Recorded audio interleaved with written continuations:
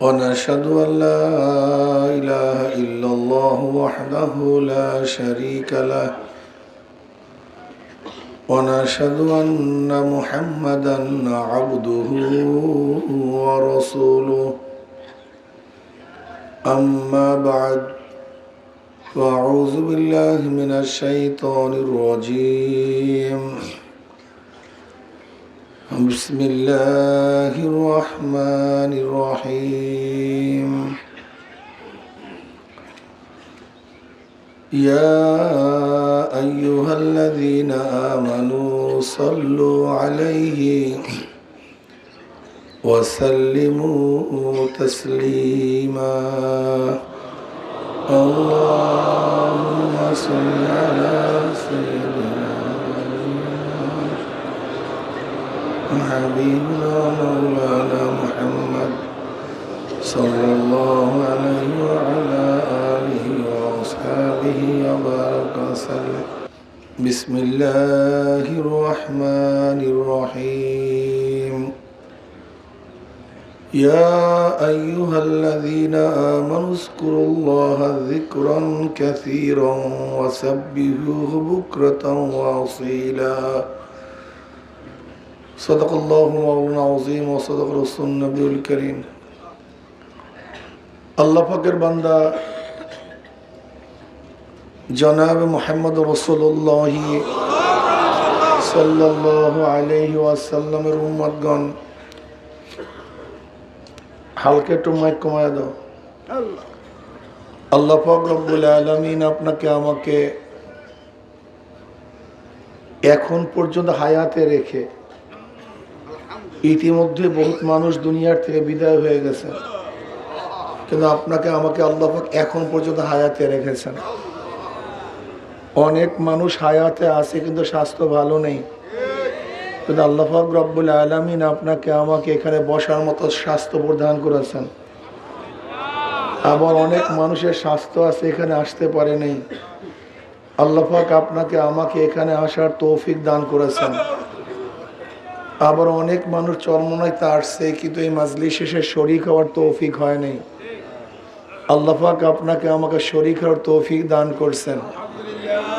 অনেক মানুষ চরমনাইতে আসছে, জামাতে যখন নামাজ চলছে তারা ঘুরছে, জামাতে নামাজ পড়তে পারেনি। আপনাকে আমাকে নামাজ জামাতের সাথে আদায় করার তৌফিক দান করছে। কি শুকরিয়া আদায় করার দরকার আছে কি না? কাজে শুকরিয়া তাই সবাই বলে আলহামদুলিল্লাহ। বহুত বড় নেয়ামত এত বিশাল জামাতে নামাজ আদায় করা। আমি মনে করি আর কোনো কিছু প্রাপ্তি হই অথবা নাই হই, কমপক্ষে চরমনে আসার পরে যারা এই নিয়াত করেছেন যে আমি প্রতিদিন জামাতে নামাজ আদায় করব, তাকবীর উলার সাথে আদায় করব, কি কথা ঠিক না? বেহুদ সময় নষ্ট করব না, এরকম যদি কেউ নিয়াত করে এই 3-4 দিন কাটাতে পারেন, তারপর দেখা যায় কিছুটা হলেও কামাই করা যাবে, কথা ঠিক না? হাদিসের মধ্যে আসছে যে ব্যক্তি ফজরের নামাজ জামাতের সাথে আদায় করে, ভাই মাইক আর একটু কমায় দাও হালকা, যে ব্যক্তি ফজরের নামাজ জামাতের সাথে আদায় করে অর্ধরাত্র ইবাদত করার সওয়াব আল্লাহ পাক তার আমলনামায় লিখে দেন। যে ব্যক্তি এশারের নামাজ জামাতের সাথে আদায় করে বাকি অর্ধরাত্র ইবাদত করার সওয়াব আল্লাহ পাক তার আমলনামায় লিখে দেন। একা একা নামাজের তুলনায় জামাতের সাথে নামাজ আদায় করলে এক রওয়ায়াতের মধ্যে আসছে 25 গুণ সওয়াব বেশি হয়, অন্য রওয়ায়াতের মধ্যে আসছে 27 গুণ। একই নামাজ কেন 25 কেন 27, এটি হলো আসল মাসালা। নবী মুহাম্মদ সাল্লাল্লাহু আলাইহি ওয়াসাল্লামের প্রত্যেকটা উম্মতের প্রত্যেকটা ন্যাককে একটা ন্যাককে 10-এর দ্বারা গুণ করা হয়। ন্যাক করবেন একটা হবে 10, 10কে 100, 100 থেকে 700। যালিকা ফাদলুল্লাহি ইউতিহি মান ইয়াশা। আল্লাহ পাক যাকে বেশি দিবেন, কত দিবেন,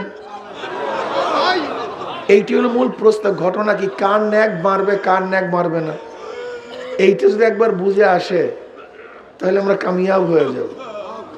একই নামাজ পড়লাম, একই রুকু করলাম, একই সাজদা করলাম, একই কিয়াম, একই কিরাত, একই তাসবিহাত, সবই তো এক।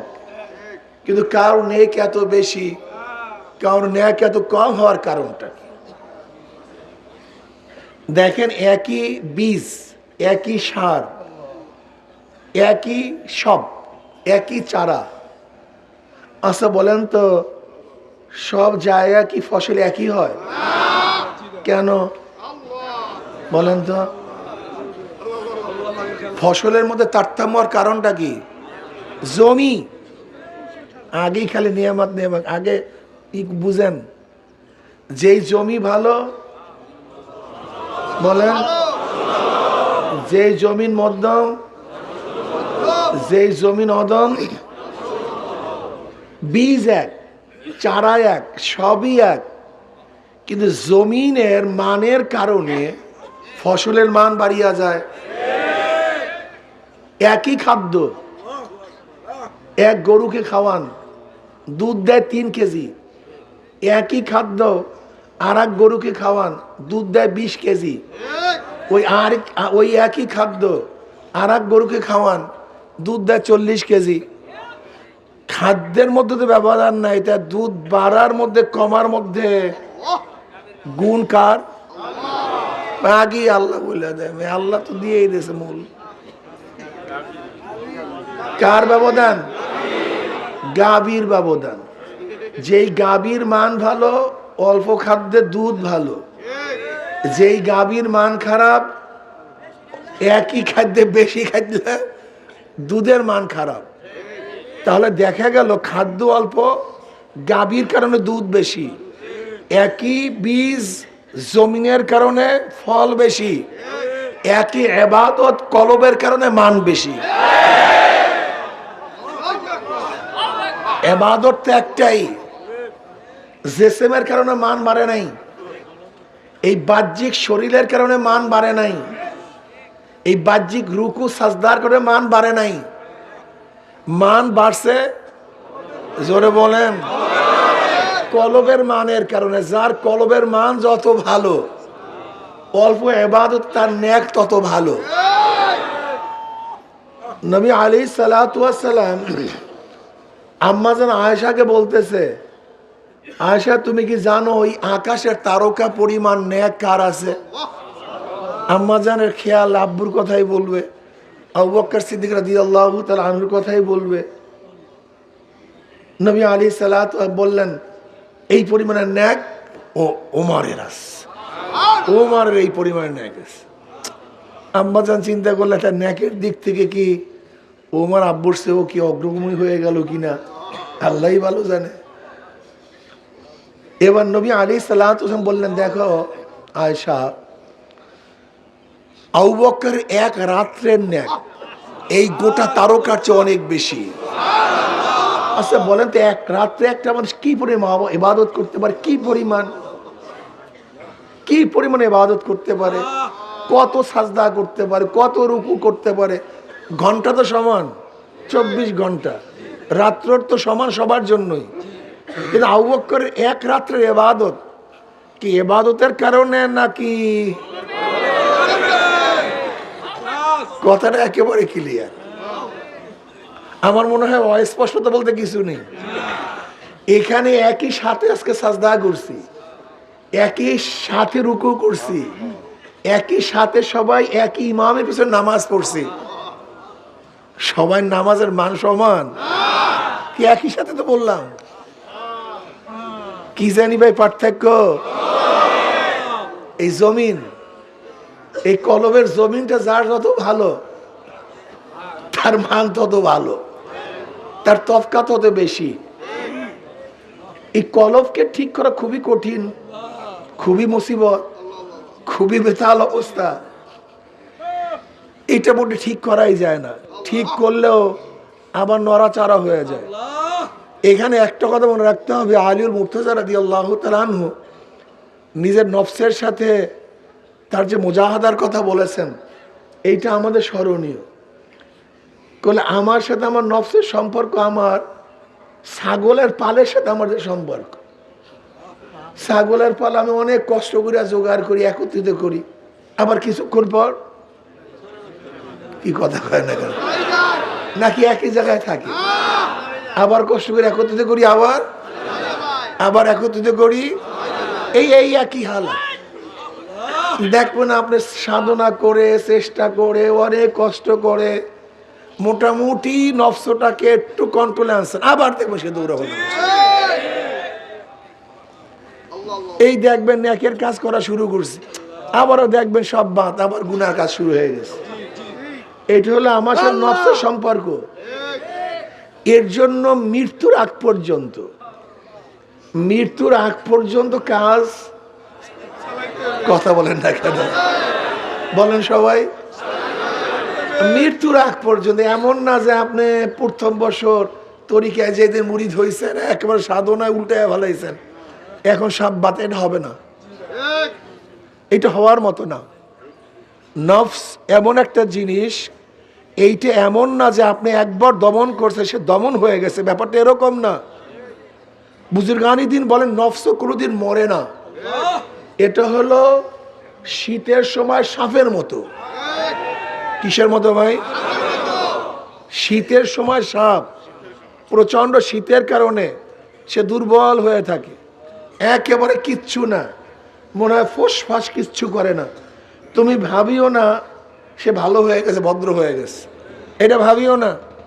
ও একটু রৌদ্র তাপ পড়লেই কিন্তু আবার ফোস করে উঠবে। এ নফসের অবস্থায় এই। আপনি ভাবিয়েন এটা মারা গেছে, এটা কোনোদিন মরবে না, এটা মরার জিনিস না, এটা মরতে পারে না। নবী আলাইহিস সালাতু ওয়াস সালাম ফরমান, প্রত্যেকটা মানুষের পিছনে একটা শয়তান লাগানো আছে, প্রত্যেকটা মানুষের পিছনে। সাহাবার মুসলিম ইয়া না বলে আপনার পিছনে, আমার পিছনে, ওয়ালাকিন আসলামানি, ও আমার কাছে আত্মসমর্পণ করছে, ও আমাকে ওয়াসওয়াসা দিতে পারে না। কিন্তু আপনার আমার শয়তান, ও তো 24 ঘন্টা গুতেইতেই আছে, 24 ঘন্টা। আমরা ঘুমাই, ও শয়তান ঘুমায় না। আমরা গাফেল, শয়তান কিন্তু গাফেল না। এমন সূরাতে কাজ করে যা চিন্তাও করতে পারবেন না। এক বুজুর্গ, তার কাছে খবর আসছে একটা গাছকে মানুষ সিজদা করতেছে, শরীক করতেছে। খুব খেয়াল দেন, মাসালা খুবই কঠিন, খুব সূক্ষ্ম এবং তীক্ষ্ণ। মানুষ একটা গাছ লাগায়া তাকে সেরাই করতেছে, সিজদা করতেছে। বুজুর্গের কানে আসছে, বুজুর্গ জজবার হালাতে রওনা করছে, গাছ কেটে ফেলবে। প্রতিমধ্যে বুড়া মেয়ার সাথে দেখা। বুড়ো মেয়ার চিনছেন না? ওই আদি বুড়া মেয়া, আদম আলাইহিস সালাতু ওয়াস সালাম নাই, কিন্তু বুড়া মেয়া কিন্তু এখনো জিন্দা আছে। কি কথা ঠিক না? এই বুড়া মেয়ার সাথে দেখা। শয়তান বলছে কই যাও? কলে আমি গাছ কাটে ফেলাবো। কলে আমি তোমাকে কাটতে দেবো না, গাছ আমি কাটতে দেবো না। শুরু হয়েছে মারামারি, জমনের মারামারি শুরু হয়েছে। কার সাথে? শয়তানের সাথে, বুজুর্গর সাথে মারামারি শুরু হয়ে গেছে। শয়তান গাছ কাটতে দিবে না, বুজুর্গ গাছ কাটিয়েই ফেলাবে। এবার শয়তানকে বুজুর্গ কাবু করে ফেলাইছে, শয়তানের পিঠের উপর চড়ছে, বুকের উপর চড়ছে। এবার শয়তান বলছে শোনো, তোমার সাথে কিছু কথা আছে, জরুরি কথা আছে, আপুসের মধ্যে কিছু কথা বলি, শোনো। বলে কি? বলে দেখো তোমার গাছটা কেটে লাভটা কি? তুমি গাছ কাইটা ফেলাবা, ওরা আর একটা গাছ লাগায় নেবে।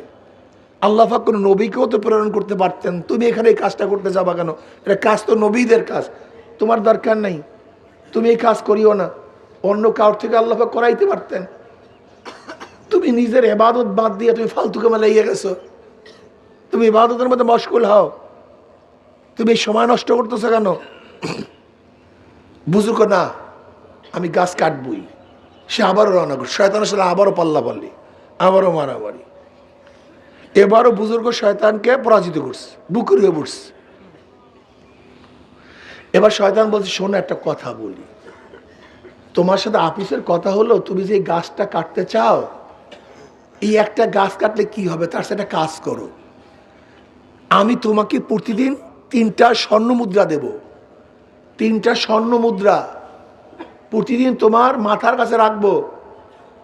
তুমি দরিদ্র মানুষ, ইবাদতের মধ্যে মশগুল থাকবা, সারা রাত্র ইবাদত করবা, সারাদিন রোজা রাখবা, ইফতারি করবা, গরিবদেরকে খাওয়াবা, দান করবা, সদকা করবা, সদকার এই ফজিলাত ওই ফজিলাত। বুজুর্গ বলছে কথা তো ঠিকই, আসলেও তো যদি দান সদকা করি, এইটা করি, আমি ইবাদতের মগ্ন থাকি, আর গাছ যদি কাইটে ফেলে আবার একটা গাছ লাগাই নেবে, এতেও বা ফায়দা কি? বুজুর আফিসের মধ্যে রাজি হয়ে গেছে, কল তোমার প্রস্তাব খুব সুন্দর, ঠিক আছে, তোমার প্রস্তাব খুব সুন্দর। এবার বুজুর্গ ইবাদতের মধ্যে মগ্ন,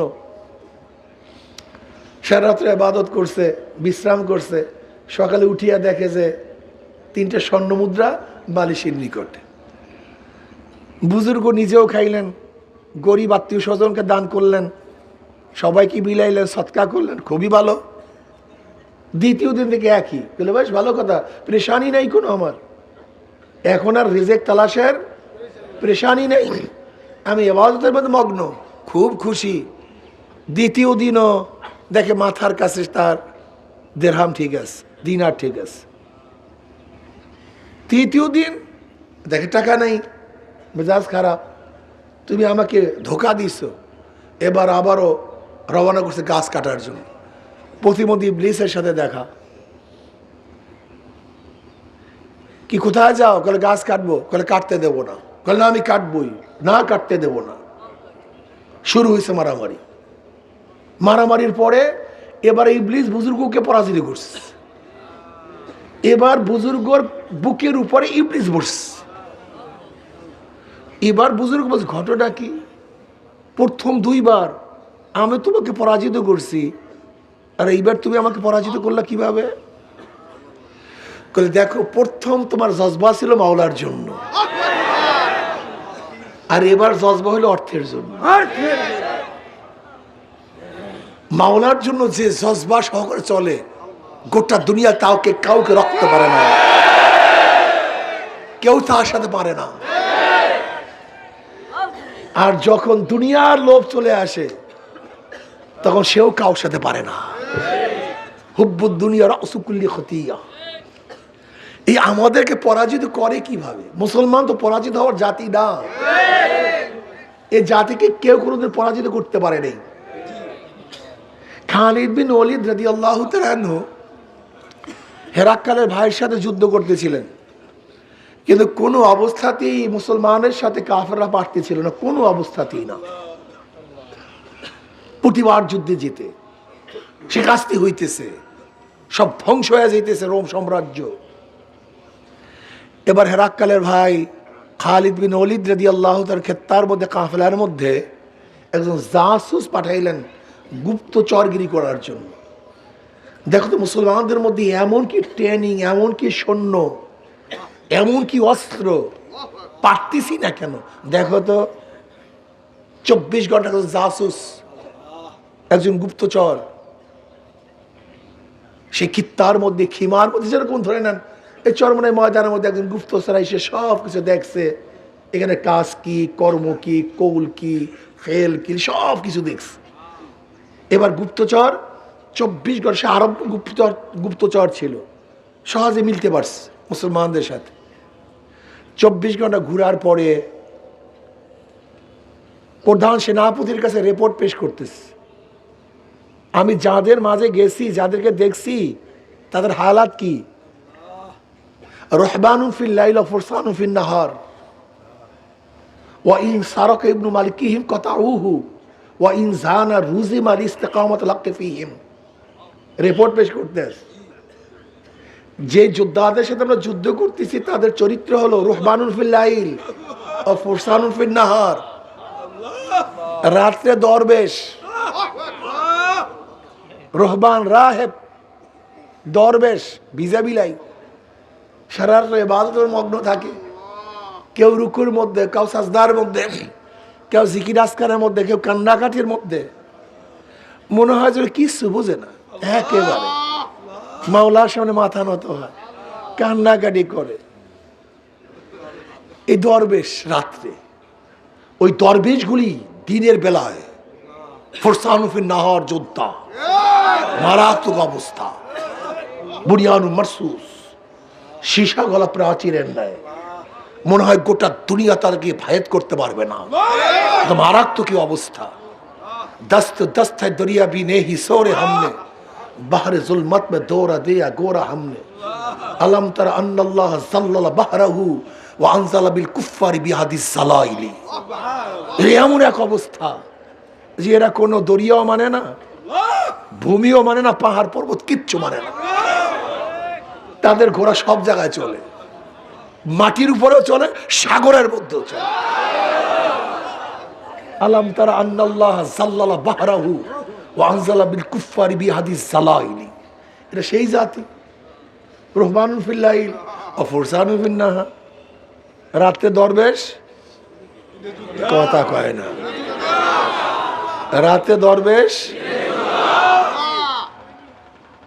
আর কিছু গুণ আছে, যদি তাদের বাদশার সন্তানও চুরি করে হাত কাটে, যদি জেনা করে রোজম লাগায়, শাস্তি দেয়,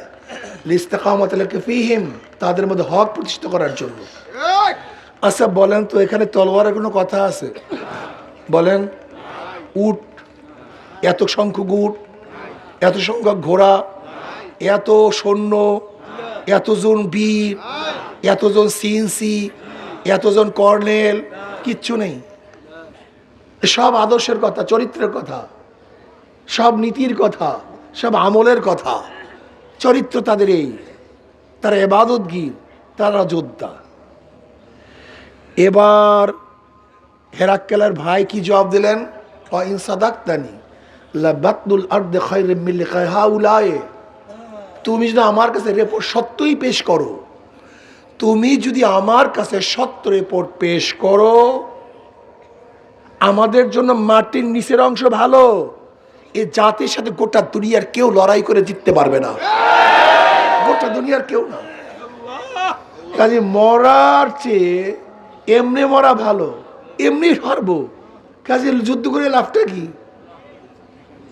কি বোঝাতে পারছি? আজকে আমরা হারি কেন? ওই যে এইমাত্র ঘটনা শুনাইছি, কি জানি ভাই, লো পয়সা পারি না কেন, দেরাম লোভ আমাদেরকে ধ্বংস করে ফেলে। লোভ কি জিনিস জানেন? লোভ কি জিনিস? ঈসা আলাইহিস সালাতু ওয়াস সালাম সফর রওনা করছে। ঈসা আলাইহিস সালাতু ওয়াস সালাম, এর মধ্যে এক ব্যক্তি বলতেছে, হযরত আমি আপনার সাথে সফরে যাব। চলো যাই, যাই একসাথে সফরে যাই। ঈসা আলাইহিস সালাতু এবং সাথী সফর করতে করতে দরিয়ার এক কিনারা এসে বসলেন, বিশ্রাম করলেন। তাদের কাছে 3টে রুটি ছিল। ঈসা আলাইহিস সালাতু ওয়াস সালামের কাছে কয়টা রুটি? 3টে রুটি ছিল। দুইজনে 2টা রুটি খাইছে। একটা রুটি ছিল, ঈসা আলাইহিস সালাতু ওয়াস সালাম পানি আনার জন্য দরিয়ার মধ্যে গেছেন, ফাঁকে ওই ব্যক্তি রুটিটা খেয়ে ফেলেছে, রুটিটা নাই। ঈসা আলাইহিস সালাতু আসছেন, আসিয়া বলতেছে রুটিটা কোথায়? আমি জানি না, আমি জানি না রুটি কোথায়। না তুমি সত্য কথা বলো, রুটি কোথায়? বলে আমি জানি না, আমি খাইনি। ঠিক আছে তুমি খাও না, চলো। চলতেছে। ঈসা আলাইহিস সালাতু ওয়াস সালাম দেখেন এক হরিণী 2টা বাচ্চা নিয়ে ঘুরতেছে। ঈসা আলাইহিস সালাতু ওয়াস সালাম ডাকলেন, এই হরিণী দিকে আসছে, বাচ্চা সহ করে আসছে। ঈসা আলাইহিস সালাতু একটা বাচ্চাকে জবেহ করলেন, বুনা করলেন, খাইলেন, উভয় খাইলেন, পেট পুরে খাইলেন। এরপর ঈসা আলাইহিস সালাতু ওয়াস সালাম বললেন, আল্লাহর হুকুমে তুমি দাঁড়ায় যাও। যেই হরিণীকে জবেহ করছে সেই হরিণী দাঁড়ায় গেছে, মায়ের সাথে চলে গেছে। এবার ঈসা আলাইহিস সালাতু ওই ব্যক্তিকে বলতেছে, তুমি সত্য কথা বলো, যে রুটিটা কে খাইছে তুমি বলো। বলে আমি জানি না, আমি জানি না। ঠিক আছে তুমি জানো না, চলো সামনে যাই। ঈসা আলাইহিস সালাতু ওয়াস সালাম সঙ্গীকে নিয়ে সামনে রওনা করলেন। ঈসা আলাইহিস সালাতু ওয়াস সালাম কিছু বালু হাতে নিলেন, হাতে নেওয়ার পরে সব স্বর্ণ হয়ে গেছে। কি হয়ে গেছে? সব কিছু স্বর্ণ হয়ে গেছে। এবার ঈসা আলাইহিস সালাতু ওয়াস সালাম স্বর্ণকে 3টা ভাগে ভাগ করছে। কয় ভাগে ভাগ করছে? বলে 1 ভাগ তোমার, 1 ভাগ আমার, 1 ভাগ যে রুটি দিছে তার। কথা বুঝাইতে পারি না। 1 ভাগ নবী ঈসার, 1 ভাগ সাথীর, আর 1 ভাগ কার? যে রুটি দিছে তার। এখন ওই ব্যক্তি বলছে রুটি আমি খেয়েছি, এতক্ষণ হরিণের মধ্যে যায় কাজ হয় নাই, এবার স্বর্ণে কাজ হয়ে গেছে। আলহামদুলিল্লাহ। ঈসা আলাইহিস সালাতু ওয়াস সালাম বলে ঠিক আছে, আমার দরকার নাই, সবই স্বর্ণ তোমার নাও। যেহেতু 1 ভাগ আগেই দিছি, আর 1 ভাগ আমারটা, আর যেহেতু রুটির ভাগ তোমার এমনি আগে আসছে, লয়ে যাও, এইটা যাও, লয়ে যাও। ঈসা আলাইহিস সালাতু ওয়াস সাথী তো ত্যাগ করে চলে গেলেন। এর মধ্যে ডাকাত দলে ধরছে, 2 জন ডাকাত। এই সেই 2 দিক থেকে তলোয়ার ধরছে, যা আছে দাও, যা আছে দাও। ওই ব্যক্তি বলতে আমাকে হত্যা করে লাভ নেই, আমাকে হত্যা করিয়া লাভ নেই, আসো আমরা স্বর্ণকে ভাগ করিয়া নেই, তোমাকেও দেই, তোমার সাথীকেও দেই, আমিও নেই। ঠিক আছে, এটা ভালো কথা, ঠিক আছে, খুব ভালো কথা। 3 জনে 3 ভাগ করছে। এবার এক সাথীকে বলছে যাও বাজার থেকে কিছু রুটি নিয়ে আসো, বাজার থেকে রুটি নিয়ে আসো। এক ব্যক্তি গেছে বাজারে রুটি আনার জন্য, 3 সাথীর একজন, আর 2 সাথী ওখানে আছে রুটির অপেক্ষায়। যে সাথী রুটি আনার জন্য গেছে সে চিন্তা করতে আছে, যদি রুটির মধ্যে বিষ মিলাইতে পারি তাহলে ওই 2 সাথী তো কারবার শেষ, স্বর্ণ সব আমার, স্বর্ণ সব আমার। যেই ধারণা সেই অনুযায়ী কাজ, বাস 2 সাথীর জন্য রুটির মধ্যে বিষ মিলাই দিস। ওইদিকে ওই 2 সাথী তারা চিন্তা করতে আছে যে স্বর্ণ উকি দিয়া লাভটা কি, আমরা যেহেতু 2 জন আছি, আমাদের 2 জনের সাথে ওই একা পারবে না। ওই 2 সাথে পরামর্শ করছে যখনই আমার রুটিওয়ালা সাথী আসবে আমরা 2 জন তাকে হত্যা করব, তখন স্বর্ণের ভাগ 3টা হবে না, 2টা হবে। ওইদিকে ওই সাথে পরামর্শ করছে ওই 2 জনকে মারার জন্য, আর এই 2 সাথী পরামর্শ করছে ওকে মারাবার জন্য। যেই পরামর্শ সেই অনুযায়ী কাজ। যখনই রুটিওয়ালা সাথী আসছে ওই 2 সাথে মিলে একসাথে হত্যা করছে। রুটির মধ্যে কি ছিল? হত্যা করার পরে 2 সাথে রুটি খেয়েছে। এখন তাদের অবস্থা কি? একই দরজা, একই রাস্তা, 13 জন শেষ, স্বর্ণের জায়গায়। ঈসা আলাইহিস সালাতু ওয়াস সালাম সেই পথ থেকে যাচ্ছিলেন, দেখেন ব্যক্তি 13 জন শেষ, কিন্তু স্বর্ণের জায়গায় আছে। এই হলো দুনিয়া, এই হলো দুনিয়ার হাকিকত। আমরা 24 ঘন্টা জানিয়া মারামারি করি, তার জায়গায় আছে, অথচ আমরা শুধু বিদায় হইতে আছি। একের পর এক আমরা বিদায় হইতেছি। নবী আলাইহিস সালাতু ওয়াস হাদিসের মধ্যে ফরমান, মানুষ বুড়া হয় 2টা জিনিস জুয়ান হয়। মানুষ জুয়ান হয় 2টা জিনিস। মানুষ বুড়া হয় কিন্তু তার মালের লোভ, আরো টাকা চাই, আরো অর্থ চাই, আরো জায়গা চাই, আরো জমিন চাই। এই বেচারার মধ্যে কোনো হুশই নাই। তার মানে শরীর বুড়া কিন্তু মালের লোভ জুয়ান, সে পুরা তাগড়া হয়ে গেছে। নবী আলাইহিস সালাতু ওয়াস সালাম আরেকটা কি? তার হায়াতের লোভ, আরো বাঁচতে চাই, আরো বাঁচতে চাই। অথচ আল্লাহ ওয়ালাদের এই হায়াতের টেনশন নেই। বদরুদ্দোজা চৌধুরী যিনি প্রেসিডেন্ট ছিলেন, বড় ডাক্তার, দাদা জানোর চিকিৎসা করেছেন, আব্বা জানোর চিকিৎসা করেছেন। আব্বা জান রহমতুল্লাহ যখন অসুস্থ ছিলেন, বদরুদ্দোজা চৌধুরী সাহেব উনি একটা মন্তব্য করছেন যা স্বর্ণাক্ষর লেখার মতো। উনি বললেন যে হুজুরের 2টা কিডনি ড্যামেজ, উনি জানেন নিশ্চিত মারা যাবেন, কিন্তু ওনার মধ্যে মৃত্যুর কোনো টেনশন নেই। এটা খুব কঠিন মাসালা, অনেক কঠিন মাসালা। এর জন্য আমরা যারা আসি, দুনিয়ার লোভ আমাদেরকে ধ্বংস করে ফেলতে আসে। দুনিয়ার লোভ, এই নফসকে দমন করা, এর প্রতি খেয়াল করা খুবই কঠিন। এক বুজুর্গ দেখতেছে এক অত্যাচারী বাদশা, জালেম বাদশার জন্য নৌকা ভরা মটকা, মদের মটকা নিয়ে যাইতেছে, পুরা নৌকার মধ্যে মদের মটকা। বুজুর্গ খোদাদ্রোহী, শরিয়াতের খেলাফ দেখা সহ্য করতে পারে নাই, ধাম ধাম মটকা ভাঙ্গা শুরু করছে, লাঠি নিয়ে ধাম ধাম মটকা ভাঙ্গা শুরু করছে। এত বড় সাহস, এত অত্যাচারী জালেম বাদশার মদের মটকা ভাঙতে পারে এমন সাহসকার বুজুর্গর নির্বিঘ্নে সব ভাঙ্গে চুরমা, কিন্তু একটা মটকা ভাঙ্গে নেই, একটা মটকা ঠিক আছে ভাঙ্গে নেই। এখন সবাই আশ্চর্য,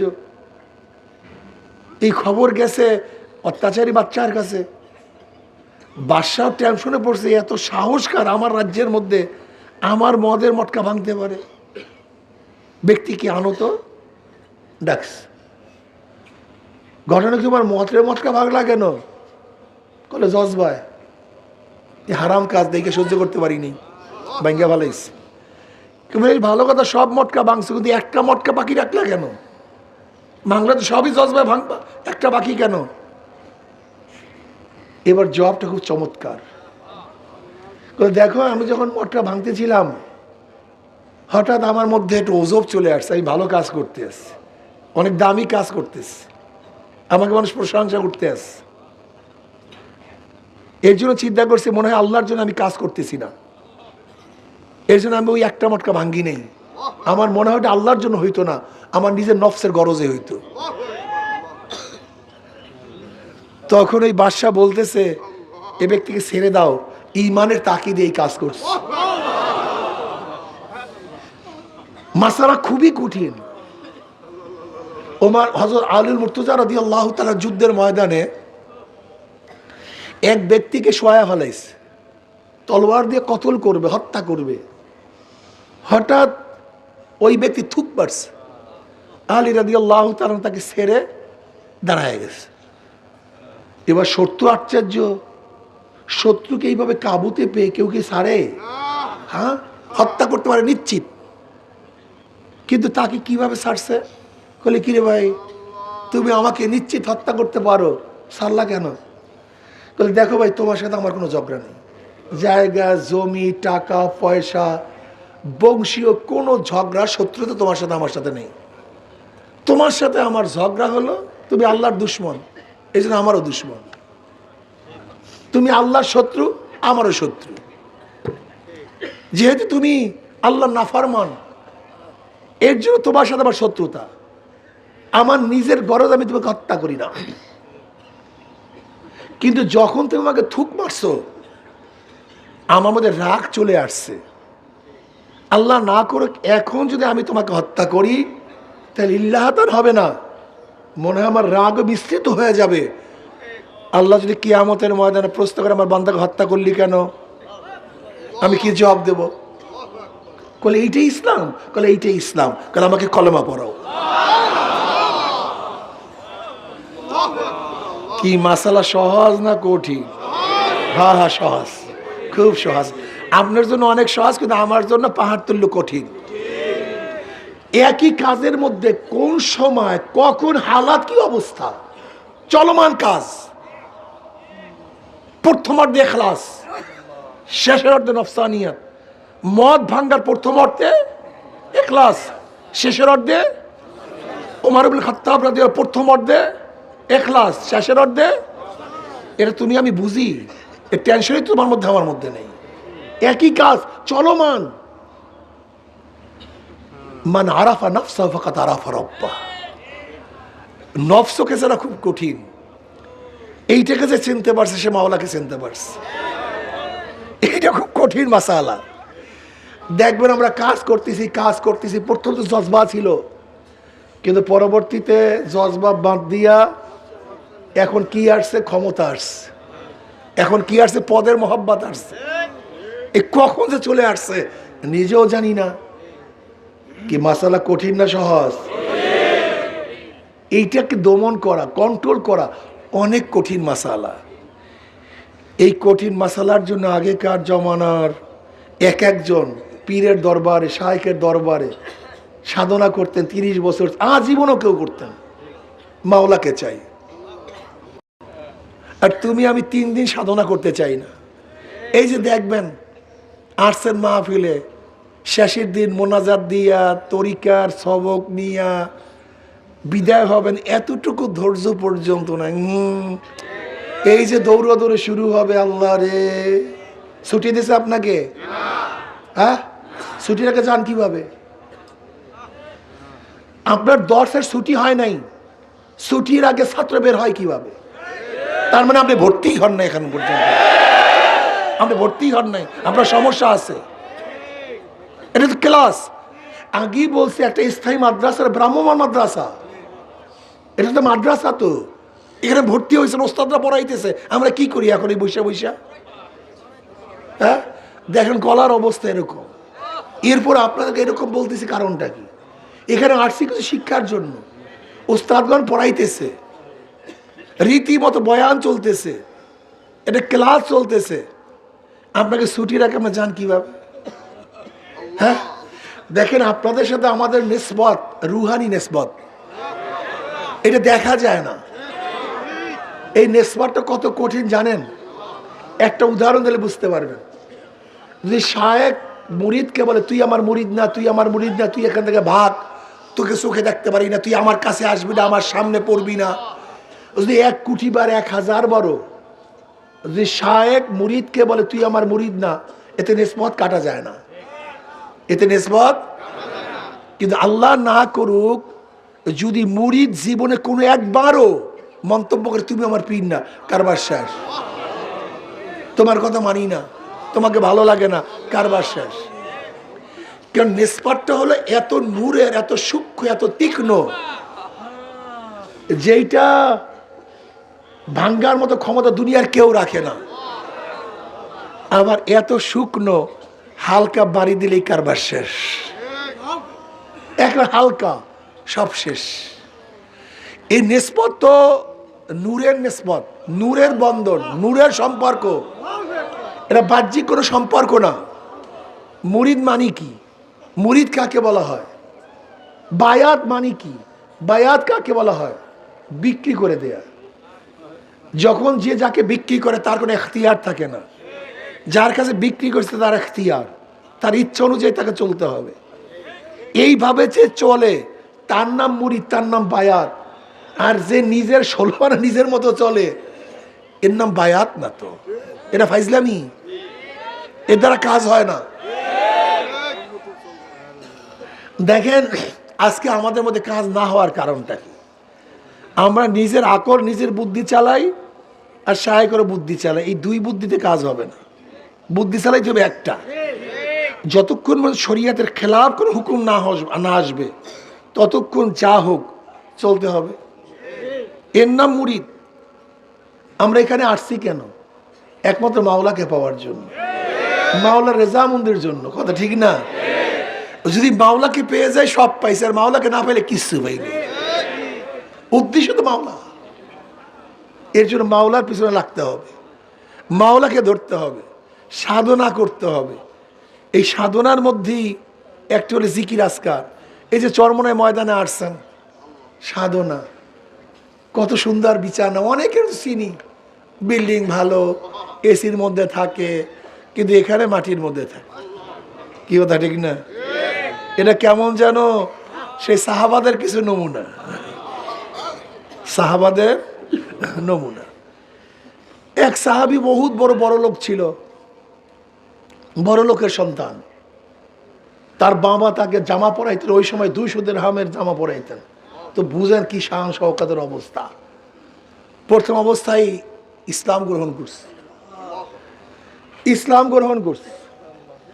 হিজরাত করছে, আবু সিনা হিজরাত করছে, সেখান থেকে আর মদিনা হিজরাত করছে। কিন্তু এখন আর সেই শান শওকতের জামা নেই, ভালো কাপড় নেই, মাত্র একটা কাপড়। নবী আলাইহিস সালাতু ওয়াস সালাম দরবার থেকে হাঁটে, নবী দেখেন যার শরীরের মধ্যে দামি পোশাক ছিল, আজকে শুধু একটা পোশাক নিয়ে এসে হাঁটতেছে, একটা চাদর গায়ে দিয়ে হাঁটতেছে। সাহাবী শহীদ হয়ে গেলেন, সাহাবী শহীদ হয়ে গেলেন, তাকে কাপড় পরাবে, পরিপূর্ণ কাপড় নাই। যদি মাথার দিকে ঢাকে পাও বের হয়ে যায়, পাওয়ার দিকে ঢাকলে মাথা বের হয়ে যায়। নবী আলাইহিস সালাতু ওয়াস সালাম বললেন যে তার মাথার দিকে ঢেকে দাও এবং ইস্কির ঘাস দিয়ে তার পায়ের অংশটুকু ঢেকে দাও। যেই সাহাবী এত বড় লোক ছিল, কিন্তু ইসলাম গ্রহণ করার পরে কাপড়ের কাপড়ও পরিপূর্ণ নেই। এর নাম সাধনা, এর নাম চেষ্টা, এর নাম চেষ্টা। এইমাত্র সাহাবীর ঘটনা শুনাইছি, খুবই সহজ, শুনছেন সহজে, আমল করার অবস্থাকে বলেন তো অনেক কঠিন, অনেক কঠিন। আয় খোদা মুঝসে মুঝকো দূর কর,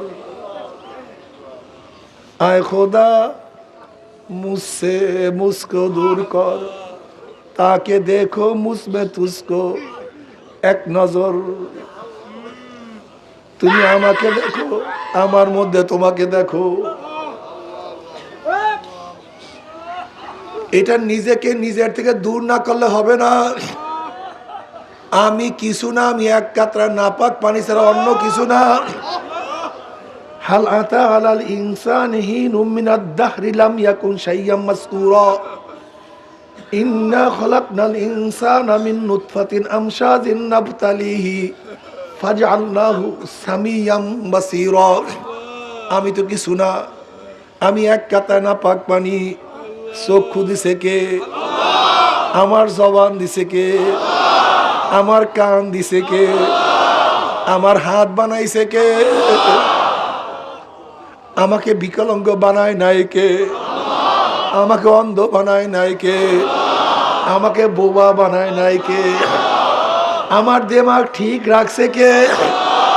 আমাকে কথা বলার যোগ্যতা দিছে কে? ওয়াল্লাহু মিনাল বায়ানি মা লাম ইয়ালাম, সবই আমার মাওলা। হাল আতা আলাল ইনসানি হিনুম মিনাদ দাহরি লাম ইয়াকুন শাইয়্যাম মাযকুরা, ইন্না খলাকনাল ইনসানা মিন নুতফাতিন আমশাজিন নাবতালিহি ফাজআলনাহু সামিয়াম বাসীরা। চক্ষু দেখরা আমার মাওলা, জবান দেওয়ার মালিক আমার মাওলা। হে নাফরমান, তুমি কি দেখো নাই কত বাচ্চারা মায়ের গর্ভের থেকে আসছে, চক্ষু নাই, অন্ধ? তুমি কি দেখো নাই কত বাচ্চা দুনিয়াতে আসছে আ করে কথা বলতে পারে?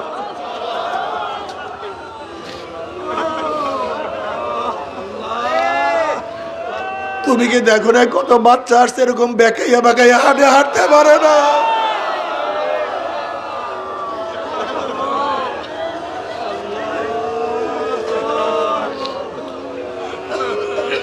তুমি কি দেখো না কত বাচ্চা দুনিয়ার মধ্যে আসছে হার্ট ছিদ্র হওয়া, হার্ট ঠিক নাই, কত বাচ্চাকে রক্ত দিতে হয়। আল্লাহ,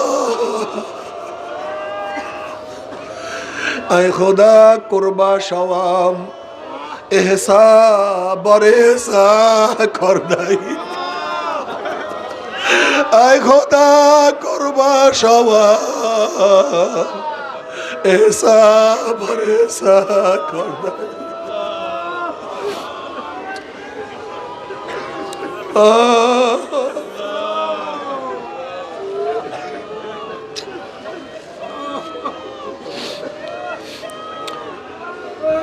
বাবারে,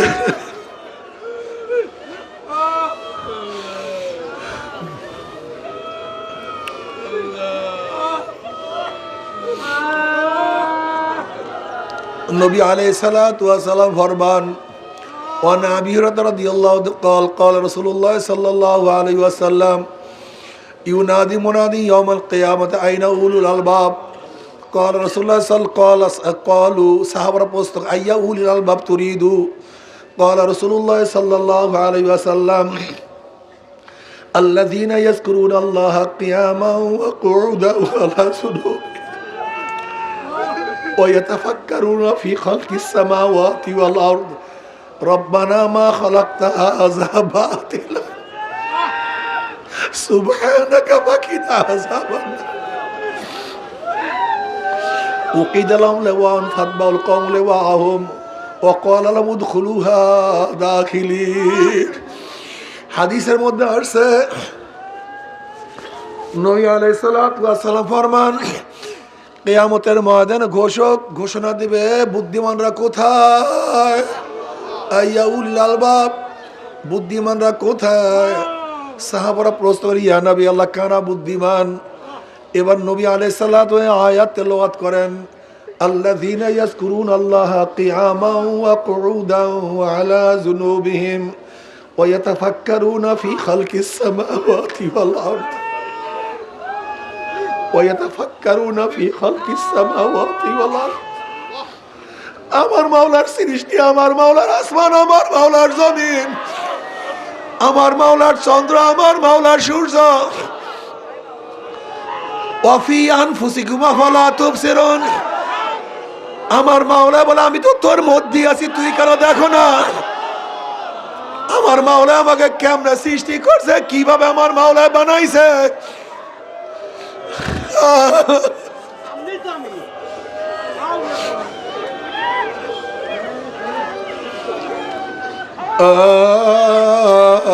আফালা তাতাফাক্কারুন আফালা তুবসিরুন আমার মাওলা বারবার ডাক দিয়ে বলে আফালা তাতাফাক্কারুন তোরা কি চিন্তা করো না তোরা কি ফিকির করো না আফালা তুবসিরুন তোরা কি দেখো না তোর ভাই নামাজ পড়ে না তুই কিভাবে নামাজ পড়ো তুই কি দেখো না তোর বাবা মাওলাকে সেজদা দেয় না তুই কিভাবে আমাকে সেজদা দাও তুই কি দেখো না তুই কি দেখো না তোর বাবার চেহারা দাড়ি নাই তুই সন্তান হইয়া দাড়ি কিভাবে রাখছো আফালা তাতাফাক্কারুন তুই কি একদিনও চিন্তা করো না তুই আমি মাওলার সামনে দাঁড়াও তোর সাথী কেন দাঁড়াইতে পারে না তুই কি একদিনও চিন্তা করো না তোর চোখে পানি তোর সাথীর চোখে পানি নাই কেন তুই কি একদিনও চিন্তা করো না তোর জমানায় জিকির তোর সাথীর জমানায় জিকির নাই কেন আফালা তাতাফাক্কারুন আফালা তুবসিরুন তোরা কি দেখো না সব আমি মাওলার খেলা সব আমি মাওলা সব আমি মাওলা আমার মাওলা তুমি আমার মাওলা তুমি আমার মাওলা আল্লাহ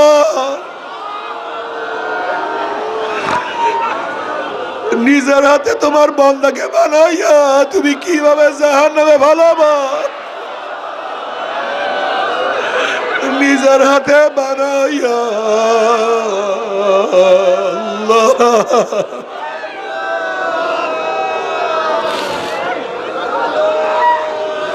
الذين يذكرون الله قياما وقعودا وعلى جنوبهم বুদ্ধিমান কারা যারা দাঁড়ানো অবস্থা আমার মাওলাকে ডাকে আল্লাহ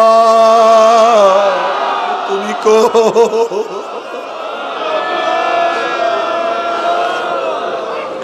আবার বসা অবস্থায় আমার মাওলাকে ডাক দে আল্লাহ আবার শো অবস্থায় ডাক দে আমার মাওলা ওরে আমার আল্লাহ আল্লাযীনা ইয়াযকুরুনাল্লাহা কিয়ামান ওয়া কুউদান ওয়া আলা যুনুবিহিম তারা সব সময় আমার মাওলাকে ডাকতে থাকে আল্লাহ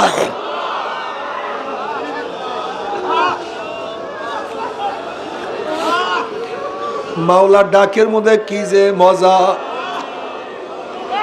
মাওলার ডাকের মধ্যে কি যে মজা। আল্লাহ নবী ইব্রাহিম আলাইহিস সালাতু ওয়াস সালামকে আল্লাহ পাক যখন খলিলুল্লাহ ডিক্লার দিলেন, খলিলুল্লাহ সে আমার বন্ধু, ফেরেশতারা বললে আল্লাহ তুমি একজন মানুষকে তুমি খলিলুল্লাহ বানাইলা, তোমার বন্ধু বানাইলা, বলে যা পরীক্ষা কর, যাইয়া পরীক্ষা কর।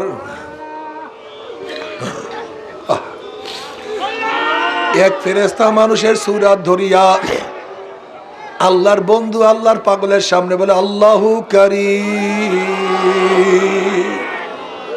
আল্লাহু কারীম।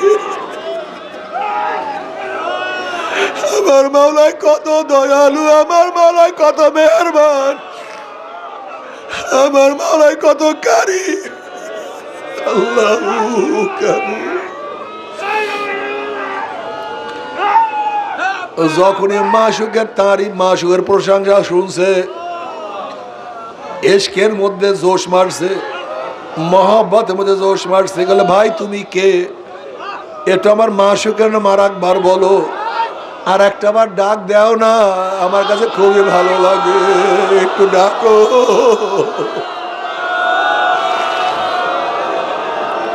বলে আর একটা বার ডাক দাও।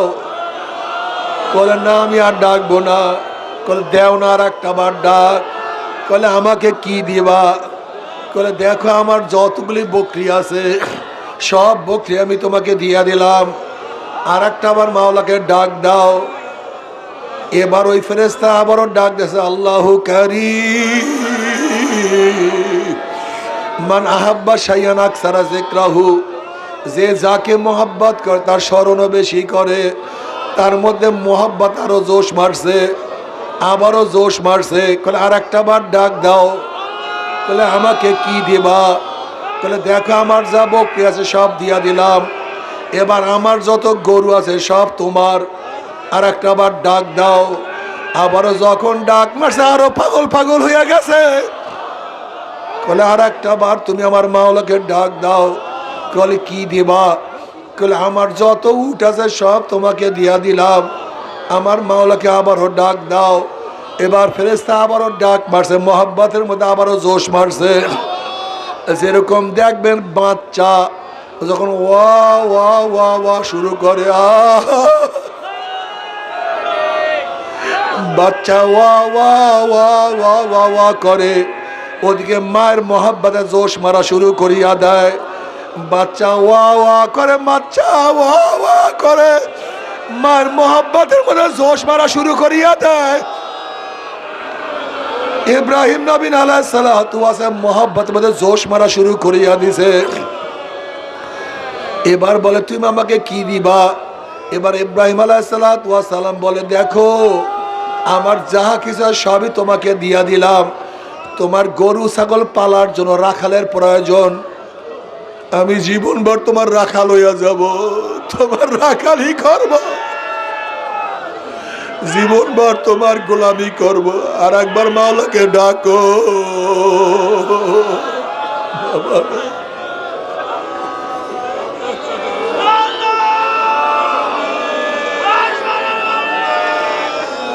বাবারে এর জন্য হাঁটতে চলতে উঠতে বসতে শোয়ার সময় আমার মাওলাকে ডাকিও। কিয়ামতের ময়দানে আল্লাহ পাক ডাক দেয়, বুদ্ধিমানরা কোথায়? আজকে দুনিয়ার মধ্যে যাদেরকে বোকা মনে করতাম, যাদেরকে আমাদের মজলিসে বসাইতাম না, যাদেরকে গরিব মনে করতাম, যাদেরকে ভিক্ষুক মনে করতাম, কিয়ামতের ময়দানে তারা এত দামি হয়ে যাবে। আল্লাহ পাক রব্বুল আলামিন তাদের জন্য ঝান্ডা উত্তোলন করবেন এবং ওই সমস্ত বুদ্ধিমানরা ঝান্ডার ইত্তেবা করবে, অনুসরণ করবে এবং আল্লাহ পাক বলবেন যা তোরা সবাই জান্নাতে চলিয়া যা। জোরে বলেন সুবহানাল্লাহ। বাবারে জিকির আজকার করতেই হবে। এই জিকির লাইট তলোয়ার দিয়া কলবের যত জং আছে সমস্ত জং দূর করিয়া ফেলাইতে হবে।